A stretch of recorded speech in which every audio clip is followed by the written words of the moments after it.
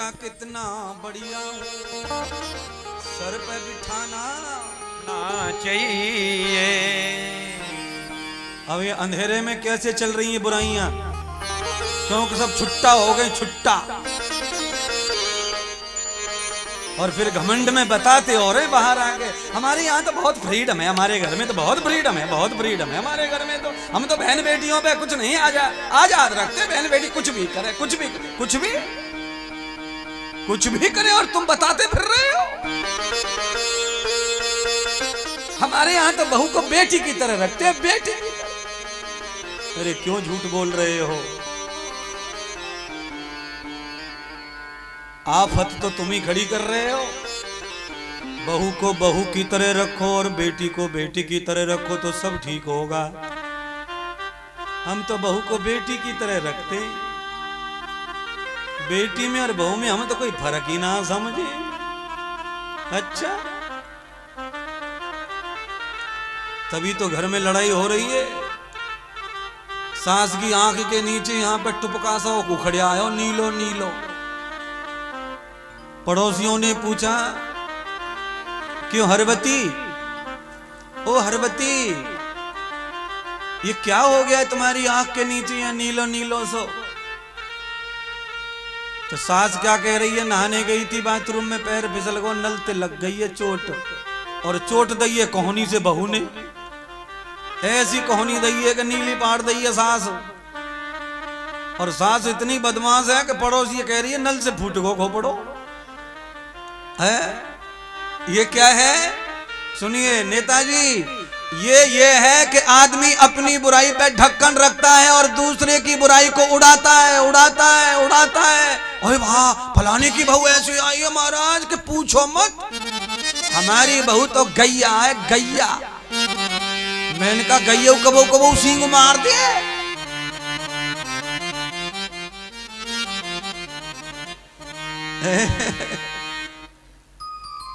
अपनी छोरी छापरी चाहे जितनो निकम्मो काम कर आवे, दादी भुआ मम्मी सब पट्टी लगा ले मुंह पे। हमारी लड़की तो इतनी बढ़िया कि सीधी हाथ रस जावे, कॉलेज से सीधी घर आवे। अच्छा, सीधी जावे सीधी आवे, रोड तो है ना सीधो, हाथरस तक सीधी कहां से आ जावे? रोड में सारे में इतने घुमावे कि चक्कर खा जाए आदमी, पैदल चले जाए तो यहीं से जाओ, यहीं से लेफ्ट लेफ्ट लेफ्ट लेफ्ट होके तब जाके हाथरस हाथ आवे। हमारा छोरा तो इतना हरिचंद्र है कि ऊपर को ना देखे तो कहां देखे?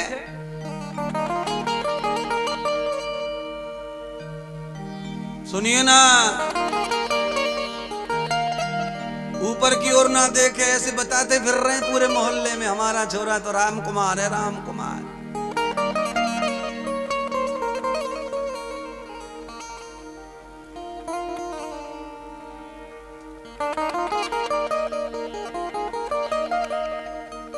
बेटा कितना अच्छा हो उसे सर पे चढ़ाना ना चाहिए। भगवान सुखदेव ने राजा परीक्षित को अपने हृदय से लगा करके आत्म संतोष दे दिया। सतगुरु वैद्य वचन विश्वासा, सदगुरु भगवान वैद्य बन गए और राजा को विचारों का औषधि देकर विश्वास का, संतोष का आनंद दे दिया। और यथा तिष्ठम यतो श्रवितम, राजन अब चिंता छोड़ दो और बैठ जाओ और भगवान श्री हरि की कथा श्रवण करो। और बीच में जब लगे कि कथा से थकान आ रही है तो भजन करो, कीर्तन करो, पर केवल भगवान का ही चिंतन करो। आंखों से, कान से, हाथ से, सर्वत्र अंग से भगवान का चिंतन कथा में होना चाहिए। सुख दुख रात दिन का संसार भगवान ने रचा, तो परीक्षित महाराज के मन में शंका पैदा हो गई संसार की रचना के प्रति। नेताजी परीक्षित महाराज पूछने लगे गुरुदेव से कि रचने वाला परमात्मा एक है, तो सुख और दुख दोनों क्यों रचे? केवल सुख ही सुख बनाना चाहिए था। न होता बांस न बजती, दुख होते ही नहीं तो किसी को दुख सताते ही नहीं। जन्म ही अच्छा है, लड्डू बटते हैं, जन्म में ढोल बजते हैं, मम्मी पापा को खुशी मिलती है, तो मरण क्यों बनाया? राजा तो बात सवाल सही कर रहे हैं गुरुदेव से। और इस रात की क्या जरूरत थी? दिन अच्छा है, पुण्य अच्छे ही, पाप की क्या जरूरत थी? सब गोरे गोरे अच्छे लगते हैं, इन काले कालों की क्या जरूरत थी? राजा के अनेक सवालों का जवाब भगवान सुखदेव दे रहे हैं।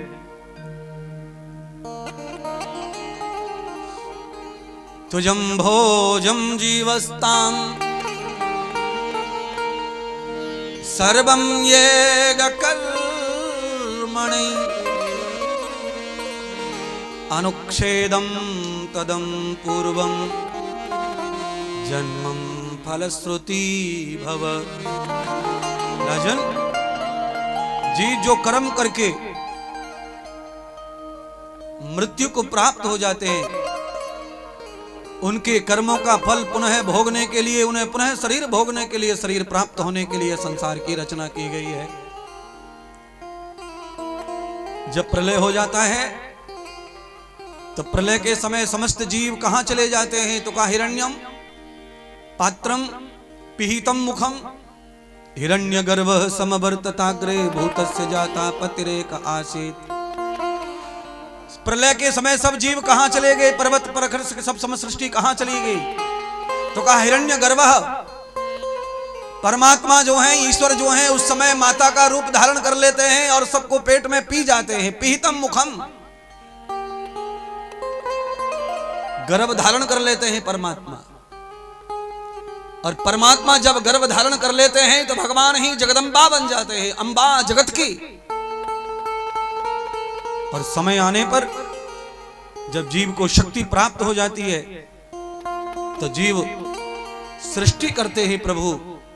तो उसी नाभि से ब्रह्मा आदि को उत्पन्न करके सृष्टि का सृजन करते हैं। जो जीव भगवान के गर्भ में चले गए थे पाप या पुण्य लेकर, वो उन्हीं को लेकर पुनः वापिस होते हैं। इसलिए सृष्टि पर पाप और पुण्य, सुख और दुख, आनंद और क्लेश, जन्म और मरण, रात और दिन, ये सब चक्र चलता रहेगा। इसलिए हे राजन, उसी संस्कार का तुम भी शिकार हो गए हो। दूसरा प्रश्न किया राजा ने, सृष्टि की रचना जब हुई तो सृष्टि में सर्वम प्रथमा भगवान ने क्या रचा? तो सदगुरु कहते हैं सर्वप्रथम रचना हुई है सृष्टि में ध्वनि की। सृष्टि में सबसे पहले कुछ भी अवतरित हुआ है तो वो है ध्वनि, शब्द, आवाज।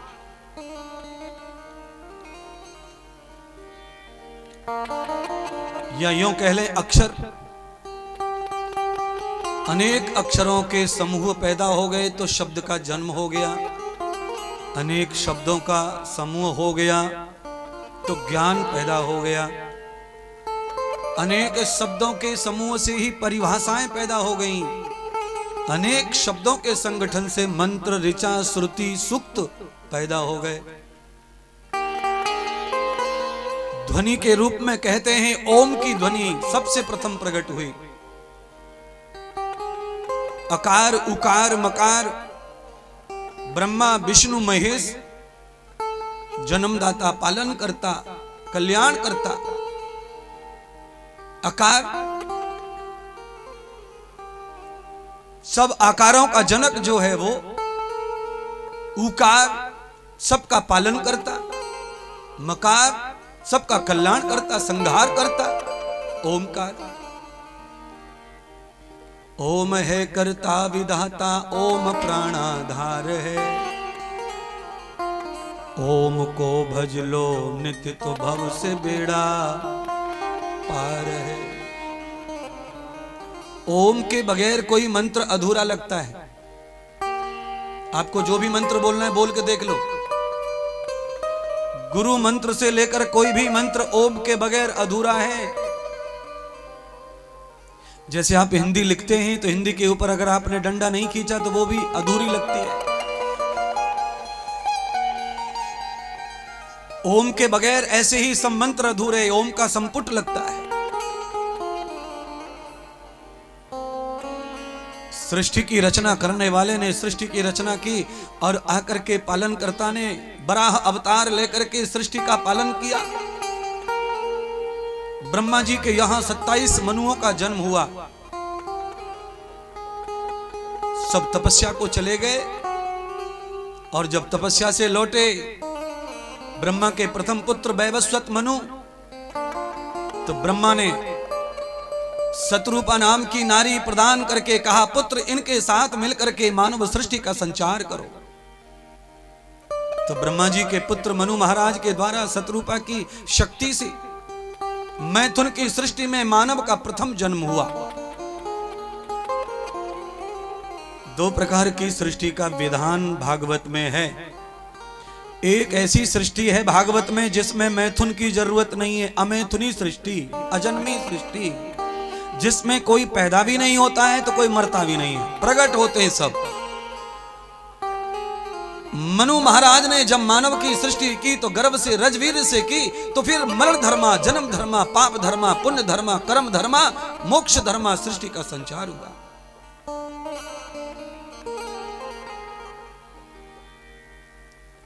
मनु के यहां 5 संतानों का जन्म हुआ। 3 पुत्रियां पैदा हुई, आकृति, देवहूति, प्रसूति। फिर 2 पुत्र पैदा हुए, प्रियव्रत, उतानपाद।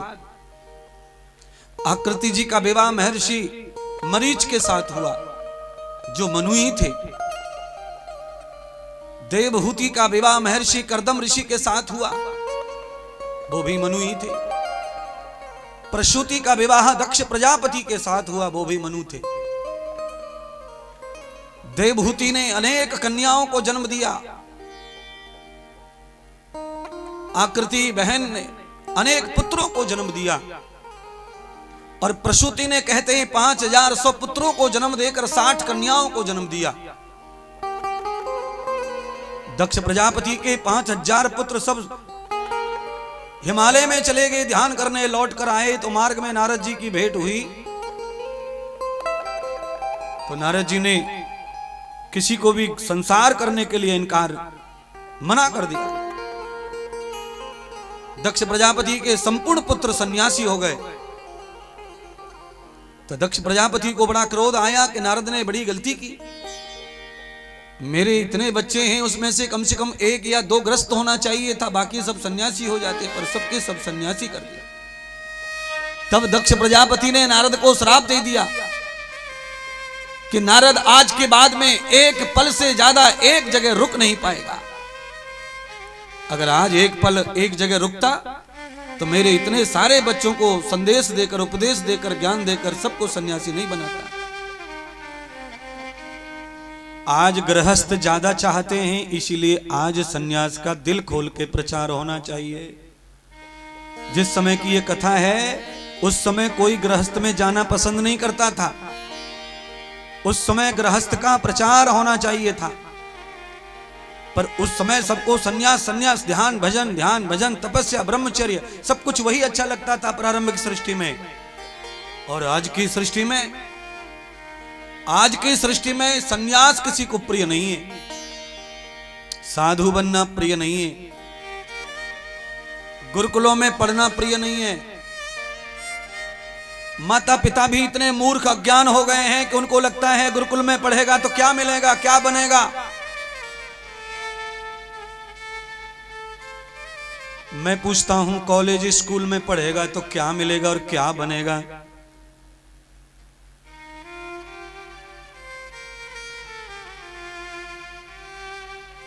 एक नौकरी, एक आपके पास में पैसा कमाने की प्रक्रिया जरूर इस शिक्षा से आ सकती है, पर आपके जीवन में बाकी सारी चीजों का अभाव हो जाएगा।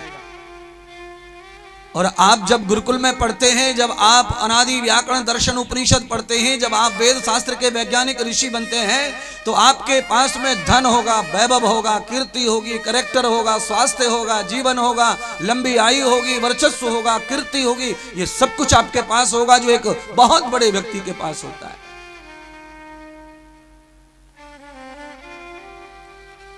डॉक्टर बन के आदमी खूब हॉस्पिटल में कमाई कर सकता है, पर अपने स्वास्थ्य की रखवाली नहीं कर सकता है। इंजीनियर बनकर आदमी बहुत बड़े बल पुल बना सकता है, पर अपने जीवन को कभी नहीं बना सकता है।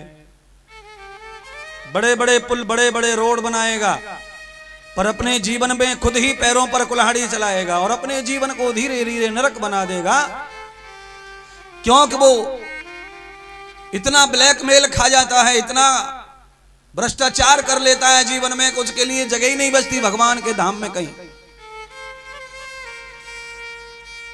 और मैं कह रहा हूं कि बिना भ्रष्टाचार के भी आप बड़े धनपति बन सकते हैं।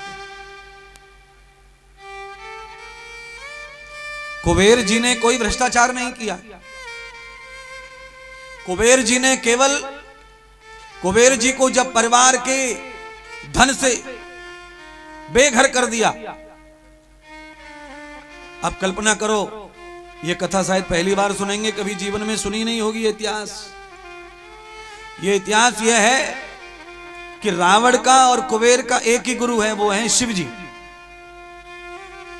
रावण और कुबेर दोनों भाई हैं, एक ही पिता की संतान है, दो माएं रावण के। एक मां से रावण आदि, अहिरावण, सुफनका आदि ये सब पैदा हुए, कुंभकर्ण, और दूसरी मां के गर्भ से कुबेर आदि का जन्म हुआ। रावण के अंदर ज्ञान, विद्या, तप सब कुछ था, पर रावण के अंदर जन्म से ही एक अवगुण था कि वो किसी को भी संपत्ति देना नहीं चाहता था, अपनी सबकी संपत्ति को अपनी बनाना चाहता था। तो भाई बंटवारे में भी रावण ने कुबेर जी को नंगे पैर नंगे हाथ निकाल दिया, और ऐसे विभीषण को भी निकाल दिया।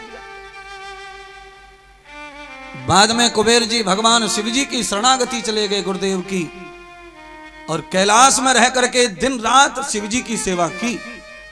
शिव जी प्रसन्न हो गए, तो भगवान नारायण के जो संपत्ति, जो लक्ष्मी का खजाना है, उसका मैनेजर बना दिया कुबेर को।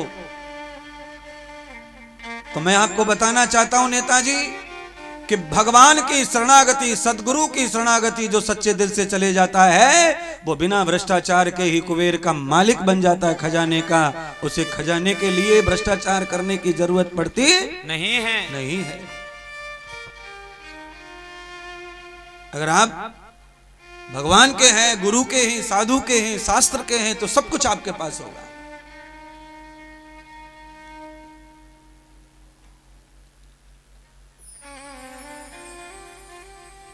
और आप नकली नकली बातें, नकली नकली चीज में है, तो आपके पास सब चीज का अभाव होगा।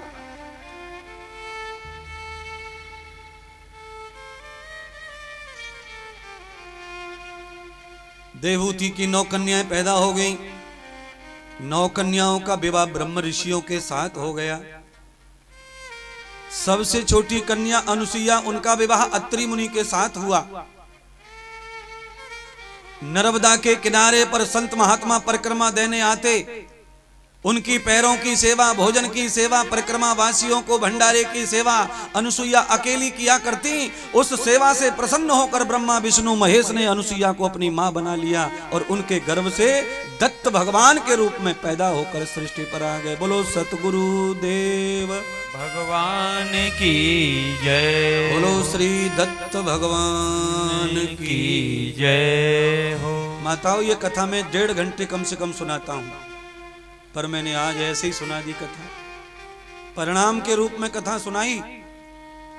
अब मैं आपको यह बताना चाहता हूं कि ब्रह्मा विष्णु महेश यही हमारे घर में पुत्र बनकर पैदा हो जाएं, प्रकट हो जाएं। उसके लिए माता को चाहिए कि वो सज्जनों की सेवा करे, परिक्रमा तीर्थ में आने जाने वालों का दर्शन करे, थके हुए प्राणी के पैर दबावे और भूखे महात्मा को भोजन करावे। उसके फल स्वरूप उसकी कोख से अच्छी संतान का जन्म होता है। दुर्जन और दुष्ट संतान से परेशान है तो इन कथाओं को सुन के अपने व्यवहार को परिवर्तन कर लो।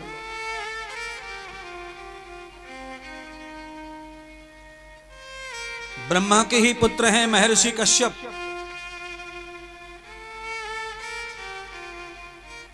महर्षि मनु के यहां ही उन्होंने अवतार लिया।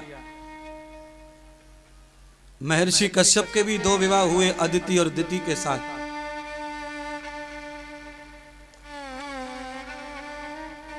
अदिति ने इंद्र आदि देवताओं को जन्म दिया और दिति ने दैत्यों को जन्म दिया। महर्षि कश्यप ने अपनी पत्नी से कहा कि तुम्हारे दोनों पुत्र बड़े हो गए हैं और अब मेरा वानप्रस्थ का टाइम है, मुझे गृहस्थ त्यागना है। तो लो ये संपत्ति का बंटवारा करो, दोनों पुत्र दोनों पत्नियां। देवताओं को स्वर्ग दे दिया, राक्षसों को पाताल लोक दे दिया। और महर्षि कश्यप वानप्रस्थ में चले गए, वन गमन कर गए तपस्या के लिए। बिना मेहनत बिना पुरुषार्थ का कमाया हुआ धन अगर औलाद को मिल जावे, औलाद को यज्ञ हवन दान सेवा पूजा करने का ज्ञान अगर माता पिता नहीं देवे तो औलाद अपने पितृ की कमाई को नष्ट कर देती है, उसे बर्बाद कर देती है, दारू में उड़ा देती है, भोग में उड़ा देती है, मनोरंजन में उड़ा देती है। कहते हैं भगवान सुखदेव कि धीरे धीरे देवता जब स्वर्ग में रहने लगे तो देवताओं की आदत हो गई खराब। क्या खराब हो गई कि देवता पड़े पड़े खाते सोते बैठते मनोरंजन करते डांस देखते और बिस्तरों में पड़े रहते, न यज्ञ करते न सेवा करते न दान करते। था देवताओं को तो कानून बताया गया था कि स्वर्ग में हमेशा रहना चाहते हो तो सृष्टि पर रहने वाले जीवों की सेवा करते रहना। पर देवताओं ने ऐसा नहीं किया तो उसका परिणाम क्या हुआ? उसका परिणाम यह हुआ कि देवताओं में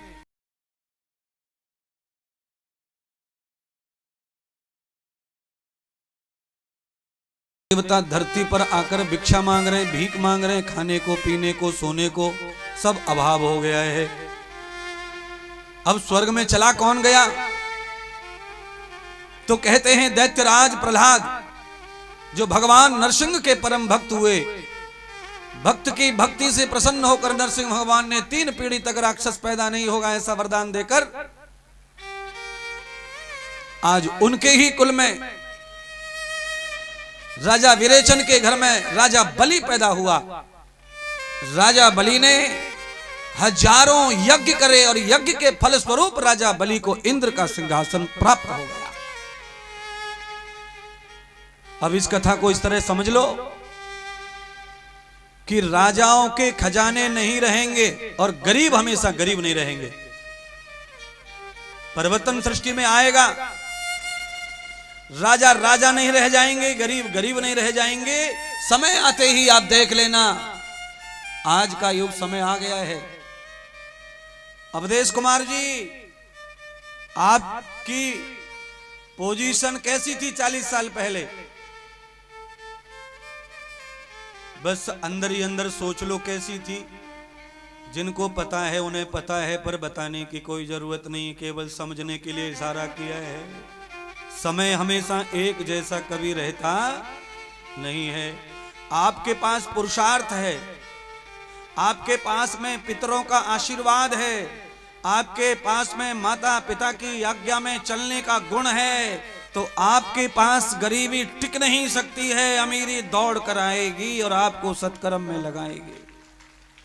जो अपने पितरों का आदर नहीं करता, अपने बुजुर्गों की आज्ञा का पालन नहीं करता, माता पिता के धर्म को आगे नहीं बढ़ाता, वो सदैव अमीर रह सकता नहीं है, उसका पतन होगा। इंद्र आदि समस्त देवताओं ने अपने पितरों का आज्ञा का उल्लंघन किया, पतन हो गया। अदिति माता को पता चला मेरे पुत्र गरीब हो गए हैं, तो माता ने बहुत व्रत किए, तप किए, जप किए। उसके परिणाम स्वरूप भगवान नारायण प्रकट हो गए अदिति के सामने और कहा, देवी क्या चाहती हो? तो कहा, परमात्मा अगर मेरे व्रत तप से आप प्रसन्न हैं तो मेरे पुत्रों की गरीबी दूर करके पुनः उन्हें स्वर्ग प्रदान कर दो, मेरा सारा पुण्य आप ले लो और मेरे बच्चों को सुखी कर दो। प्यारे बंधुओं, पांडाल में बैठने वालों सुनो, मेरा सारा पुण्य दे दिया भगवान को माता ने और बच्चों को सुखी कर दो। ये दीवानापन, ये वफादारी मां के अलावा किसी दूसरे शरीर में हो नहीं सकती है। रात भर न सोकर बच्चे को सुलाती है, ये केवल मां करती है। और अगर सबसे ज्यादा दुखी अगर आज भारत में कोई है तो बूढ़ी माताएं दुखी हैं सबसे ज्यादा।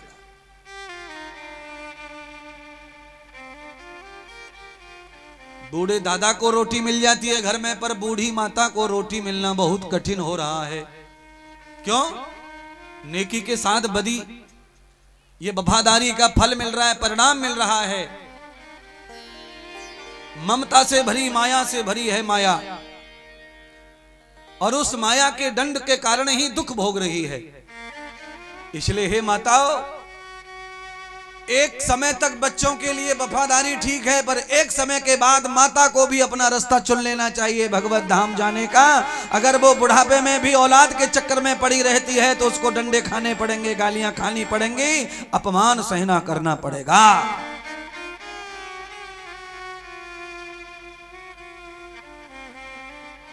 चार आश्रम बनाए हैं, बड़ा सोच समझ के इन आश्रमों की गणना की गई है, रचना की गई है।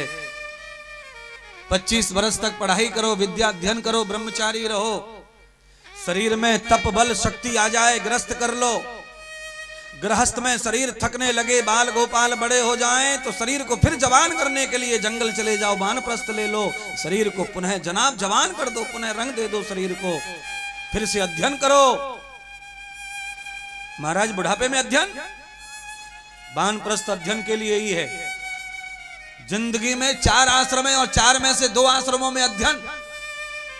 पहले आश्रम में जीवन को बढ़ने का अध्ययन करो और वानप्रस्थ आश्रम में जीवन को बढ़ाने का आश्रम करो। जीवन समाप्त हो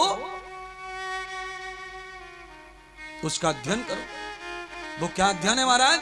उस अध्ययन का नाम है स्वाध्याय। गीता के 700 श्लोकों को पढ़ो, उनका आचरण करो, बुढ़ापा सतर हो जाएगा, बुढ़ापा चकाचक हो जाएगा। कल्पना करो, एक आप बूढ़े हैं तो आपके बुढ़ापे में आपको क्या प्राप्त हो रहा है ये तो आप ही जानते हैं। और एक बुढ़ापा आप देखते, नाम सुन रहे हैं जिनका नाम है रामभद्राचार्य, जगत गुरु रामभद्राचार्य, एकदम बूढ़े हो गए और बुढ़ापे में सम्मान की झड़ियां लगी पड़ी हैं। कभी ये पुरस्कार, कभी वो सम्मान, कभी वो सम्मान। क्योंकि जो व्यक्ति अपने बुढ़ापे को संभालता है, शास्त्रों के अनुसार, वेदों के अनुसार, भगवान की रीति के अनुसार जीता है, उसको बुढ़ापे में सम्मान ही सम्मान मिलता है। और जो नाक पहुंचने में सम्मान गंवा देते, बुढ़ापे में गंवा देते, गया। बोलो, नहा धो के दादाजी नहा धो के कुर्ता पहन के जा रहे पंचायत में, नेक बैठ गए, गाड़ी चालू ना वही कार, तो बैठ गए कुर्सी पे। इतनी देर में छोटी बहू आ गई पोतो लेके। दादाजी ने 5 मिनट पकड़ियो पोता है, नेक में पानी दे दूं फलाने को।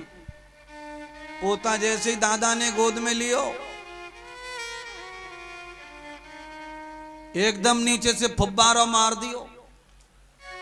सबरे दादाजी की पंचायत धरी की धरी रह गई, लाल पीलो कुर्ता कर दियो सबरो। अगर बुढ़ापा इसी तरह बीतेगा तुम्हारा तो कभी शांति सुख आने वाला नहीं है। नहीं है। इसीलिए समय आने पर भगवान को गोद में ले लो, गोपाल को खिलाओ लड्डू, गोपाल को सेवा करो, उनकी शरण में चले जाओ, बुढ़ापा पुज जाएगा, पुज। और चिंटू पिंटू के चक्कर में पड़ गए तो बुढ़ापा तुझ जाएगा, तुझ। महाराज तुझ जाए चाहे रुझ जाए, पर हम छोड़ नहीं पा रहे हैं। गालियां खा लेंगे पर रोटी तो बहू के हाथ की अच्छी लगे। गाजर आलू को साग बनाए के बाजरे की देवे चपर की तो फिर गाली दे ले चाहे लात दे ले, हटवे को मन ना करे, थारी पहते। बस ये गाजर आलू को सागी तो तुम्हें खाए जा रहे हो। बिना खाए कुछ उपास रहना सीखो बुढ़ापे में। उम्र बढ़ती जावे तो भोग कम करते जाओ, है? बुढ़ापे तक जाओ मत। श्री राम जी की तरह, श्री कृष्ण जी की तरह हमेशा युवा रहो, जवान रहो। राम जी के बारे में नेताजी ऐसा सुना है कि 300 साल से भी ज्यादा राम थे धरती पर। 300 साल से ज्यादा राम धरती पर थे, तब भी कोई भी बाल सफेद वाला या बैंत पकड़ के चलने को फोटो ना देखो राम जी को। इसका मतलब है कि राम जी ये संदेश देकर गए हैं कि मानव के शरीर में अगर कोई चरित्र का उत्तम शख्स है तो उसको भी बुढ़ापा सताने वाला नहीं है। पर इनमें से कई दादी ऐसी बैठी होंगी जिनकी बहू सवेरे सवेरे बैग लटकाए के मैडम बन के गई, और दिन भर दादी जो है वही काम कर रही है जो तुम समझ गई माताओ। बोलो, संसार कोई करे, बालक कोई करे, और नाक भेपड़े ने कोई पहुंचे। दादी के भजन का टाइम हो गया, दादी के गोद में 2 पड़े, एक लाली पड़ी है बड़ी बहू की, एक लालू पड़ा छोटे बहू को, और ये दोनों हो गई हैं टीचर, जे स्कूल में गई हैं तनख्वाह कमाने, और दादी यहां पे नरक कमा रही है। सबरे शरीर में से बास मार रही है दादी के। गुरुजी आप इतनी सही सही बातें बता रहे हैं, पर हमारी ही माथे की फूट गई है, हमें अकल आने वाली नहीं है। हमें नहीं अकल आएगी। क्यों नहीं आएगी अकल गुरुजी? अकल इसीलिए नहीं आवेगी गुरुजी कि सवेरे सवेरे चाय पिवा दे बहू, और चाय पी पी की बुद्धि है खराब, इसमें ना घुसे कथा। 22 साल में नहीं घुसी होगी पर अब तो घुसेगी। सन्यासी आया है, ये बिना घुसे रहने वाली कथा नहीं है।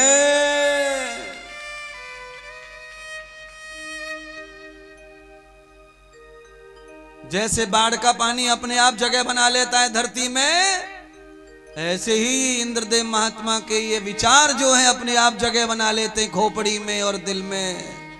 चाहे तुम रुई घुसेड़ के आ जाओ कानों में, पर सुनना पड़ेगा, इसको तो ग्रहण करना पड़ेगा, क्योंकि मजबूरी है। महात्मा की बातों को सुन के आत्मा को बड़ी शांति मिलती है अंदर अंदर, इसलिए सुनना पड़ता है।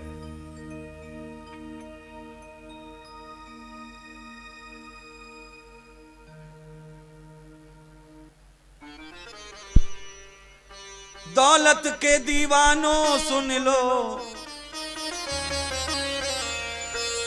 दौलत के दीवानों सुन लो, एक दिन ऐसा आएगा अरे धन दौलत और माल खजाना यहीं पड़ा रह जाएगा। धन दौलत और माल खजाना यहीं पड़ा रह जाएगा। धन दौलत और माल खजाना यहीं पड़ा रह जाएगा। धन दौलत और माल खजाना यहीं पड़ा रह जाएगा। धन दौलत और माल खजाना यहीं पड़ा रह जाएगा। दौलत के दीवानों सुन लो, दौलत के दीवानों सुन लो, एक दिन ऐसा आएगा, एक दिन ऐसा आएगा। धन दौलत और माल खजाना यहीं पड़ा रह जाएगा। धन दौलत और माल खजाना यहीं पड़ा रह जाएगा। धन दौलत और माल खजाना यहीं पड़ा रह जाएगा। क्या होगा फिर कि कंचन काया मिट्टी होगी, कंचन काया मिट्टी होगी, कंचन काया मिट्टी होगी, कंचन काया मिट्टी होगी। फिर तो होगी चला चली, फिर तो होगी चला चली। हेलो हेलो टर टर टर टर। ओ छोरी उठा फोन है, उठा लियो फोन। हेलो कौन बोल रहे हैं? मैं मामा जी बोल रहा हूँ। क्या हो गया मामा जी? सवेरे सवेरे अम्मा मर गई है। टर टर। इकट्ठे हो गए, 9:30 बज गए। अवधेश कुमार जी सवेरे के, रात को गई नानी, सवेरे 9:30 बज गए। इकट्ठे हो गए, अड़ोसी पड़ोसी इकट्ठे हो गए, ताऊ चाचा मामा भांजे सब आ गए। और क्या कह रहे बताए? आकर कह रहे महाराज 14 घंटे है गए, 14 है गए, खराब है जाओ शरीर, ले चलो ले चलो ले चलो। ये कंचन काया मिट्टी होगी, कंचन काया मिट्टी होगी। फिर तो होगी चला चली, फिर तो होगी चला चली, तो होगी चला चली, फिर तो होगी चला चली, तो होगी चला चली। ले लो रे कोई राम का प्यारा आवाज लगाऊं गली, ले लो रे कोई राम का प्यारा आवाज लगाऊं गली गली। ले लो रे कोई राम का प्यारा आवाज लगाऊं गली गली। राम नाम के हीरे मोती, राम नाम के हीरे मोती, राम नाम के हीरे मोती, राम नाम के हीरे मोती। मैं बिखराऊं गली मैं बिखराऊं। गली गली। ले लो रे कोई हरि प्यारा आवाज लगाऊं, कोई राम का प्यारा आवाज लगाऊं गली गली। ले लो रे कोई राम का प्यारा आवाज लगाऊं गली गली।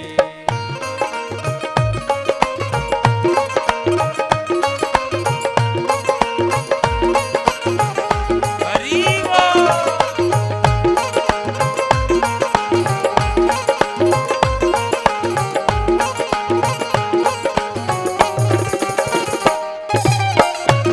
ए हो, बोलिए सतगुरुदेव भगवान की जय हो।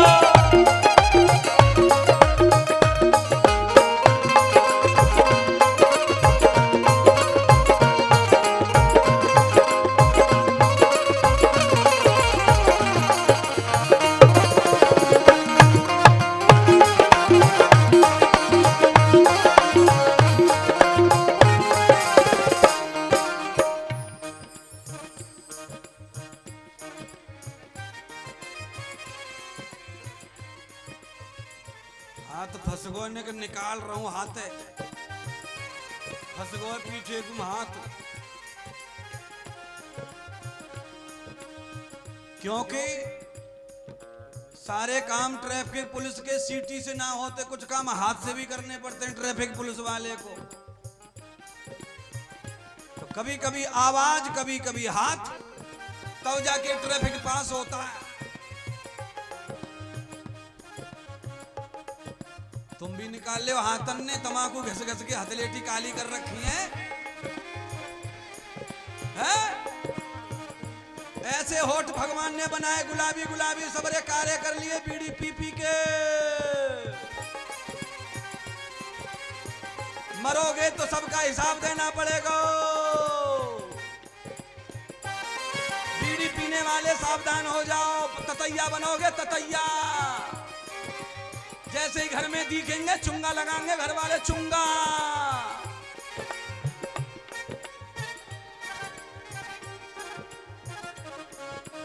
ले ले रे ले ले मन, ले ले रे ले ले मन, ले ले रे मन, ले ले रे मन, ले ले रे मन,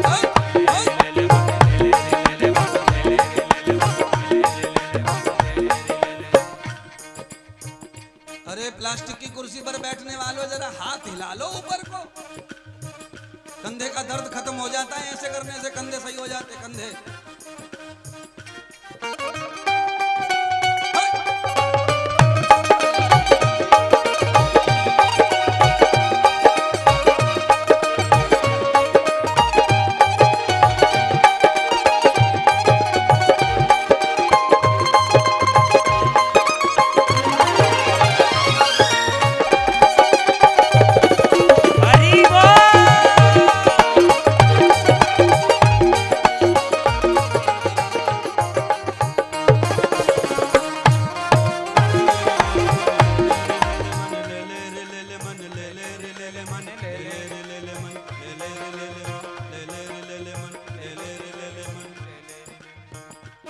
महाराज हाथी छाप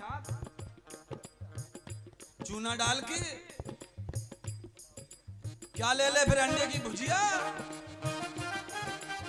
क्या ले ले, बिस्की। अरे गुरुजी आप क्या बोल रहे हैं, हम नहीं खाते, हम तो बिमल खाते। बिमल क्या रहे बिमल भैया।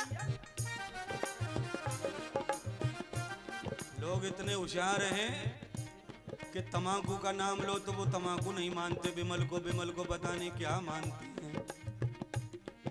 मन ले ले रे ले ले मन, ले ले रे ले ले मन, ले ले रे ले मन, ले ले रे ले ले मन, ले ले रे ले मन, ले ले रे ले मन, ले ले रे ले मन, ले ले राम को नाम इतौत काई बटके, ले ले राम को नाम इतौत काई बटके, ले ले राम को नाम इतौत काई बटके, को नाम इतौत काई बटके, ले ले राम को नाम इतौत काई बटके। अवधेश कुमार की मम्मी जी, आज आपकी छाती पे कौन बैठ गई कुर्सी पे? न हलन दे रो न ढुलन दे रो।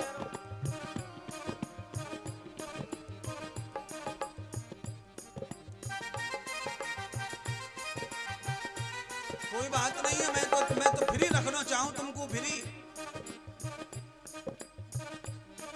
मन ले ले हरि को नाम इतौत काई, मन ले ले हरि को नाम इतौत काई।